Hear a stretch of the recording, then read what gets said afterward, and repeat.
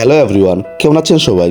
আজকে গিয়েছিলাম আমার শুভ ভাইয়ের বাড়িতে। সম্পর্কে উনি আমার ভাইয়েরা, আবার আমার ফুফাতো ভাইও, তাই আলাদা একটা টান তো থাকেই। ওনাদের বাড়িতে নিমন্ত্রণ ছিল আজকে, আর আমরা চার ভাইয়েরা মিলে একসাথে জমিয়ে সময় কাটালাম। বাড়িতে ঢুকেই যেটা সবচেয়ে নজর কাড়লো সেটা হলো প্রাকৃতিক সৌন্দর্য। চারপাশ জুড়ে ফুল আর গাছগাছালি, যেন একদম ছোট্ট একটা বাগান বাড়ি। গোলাপ ফুলগুলো এত সুন্দর ফুটেছে আর তার সুগন্ধ একদম মন ভরে যায়। সত্যি বলছি, যারা প্রকৃতি ভালোবাসেন তাদের জন্য এই বাড়িটা একদম পারফেক্ট। তারপর আমরা বাড়ির চারপাশ ঘুরে দেখলাম। বৃষ্টির পর গাছের রংগুলো আরো ফ্রেশ হয়ে উঠেছে আর কি, সবুজটা যেন আরো জীবন্ত। পাশের দিকটাও বেশ সুন্দর লাগছিল। মাঝে মাঝে আমরা সবাই মজা করছিলাম, হাসি ঠাট্টা চলছিল। পুরো পরিবেশটা ছিল খুব আনন্দময়। আমার ভাগ্নে আহান এবং সায়ন, ওদের সঙ্গে একটু সময় কাটালাম। আপনারা কিন্তু এমন সুন্দর মুহূর্তগুলো মিস করবেন না। সময় করে প্রিয় মানুষদের সাথে একটু ঘুরে আসবেন, জীবনটা আরো সুন্দর লাগবে। শেষে ছাদে উঠে পুরো বাড়িটার একটা ভিউ নিলাম। ওখান থেকে দেখলে বাড়িটা আরো সুন্দর লাগে। পুকুরটাও দেখলাম, একদম শান্ত একটা পরিবেশ।